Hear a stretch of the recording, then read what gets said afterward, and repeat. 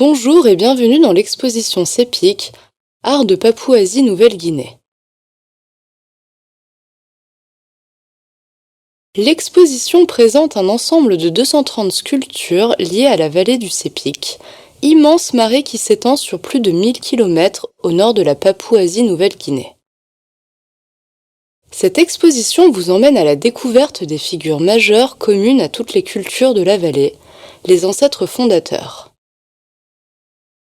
Le parcours de l'exposition permet d'appréhender les multiples variations sous lesquelles ces figures ancestrales se manifestent, de leur forme publique à leur forme cachée.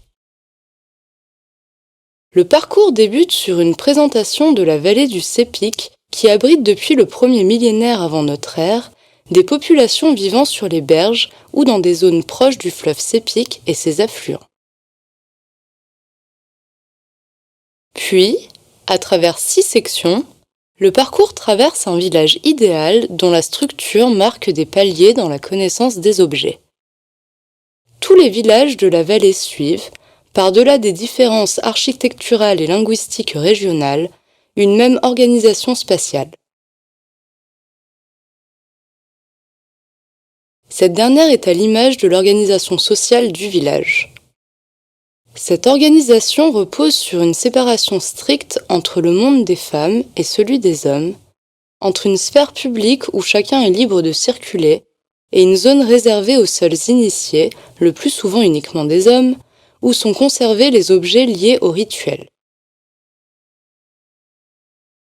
La deuxième section de l'exposition est consacrée à la zone des maisons familiales et l'espace des femmes. Dans les villages, plusieurs groupes de parents peuvent vivre sous un même toit. Les maisons familiales sont le cœur des relations entre les membres d'une même famille. Chaque épouse possède son propre foyer de terre et garde, dans l'espace qui lui est dévolu, ses provisions. De nos jours, l'intérieur de la maison peut être divisé par des tissus légers, tendus afin d'éloigner les moustiques. Autrefois, les hommes initiés se tenaient la plupart du temps dans les maisons des hommes et il n'était pas rare qu'ils y dormissent. La troisième section présente différents types d'objets comme de grands crochets ou encore des planches entreposées et utilisées dans les maisons des aînés de clan. Leurs figures sont des références explicites aux grandes figures ancestrales présentes dans les maisons des hommes. Ces objets, qui appartiennent à l'univers familial, sont des passerelles entre espace privé et espace cérémoniel.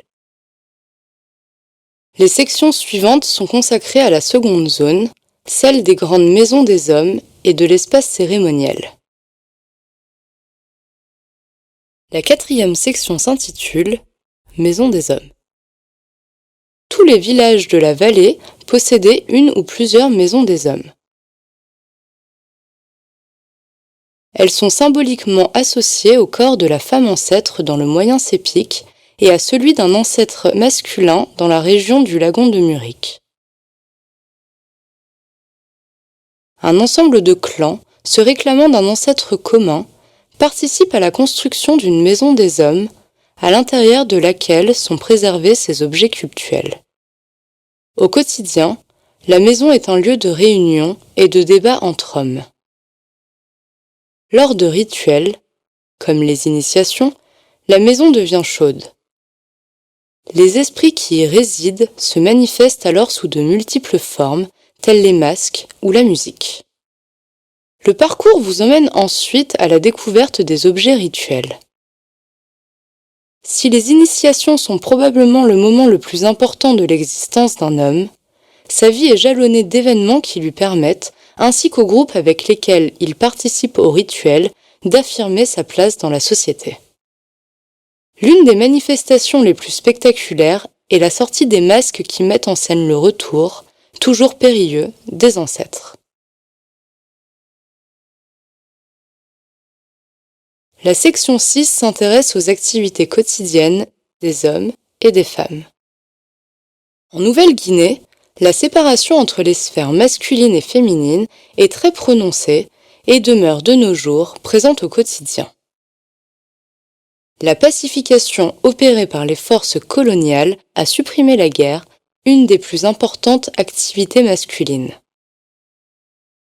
Au début de la pacification, elle fut remplacée par le travail dans les plantations. Les jeunes hommes, qui partaient au loin, revenaient avec des présents plutôt qu'avec un trophée de chasse aux têtes. Ils étaient alors célébrés comme lors d'un retour de combat. Enfin, la dernière section présente les figures de l'ancêtre. Les relations sociales sont souvent soumises au respect des aînés, que ce soit entre frères ou entre sœurs. Au quotidien comme lors des fêtes, l'individu suit les pas de son ancêtre au point de se confondre avec lui, et lorsqu'un homme raconte un mythe, il n'est pas rare de l'entendre dire « je » en parlant de l'action d'un héros fondateur. Un ancêtre peut ainsi se réincarner temporairement à travers des hommes, des femmes et même des enfants.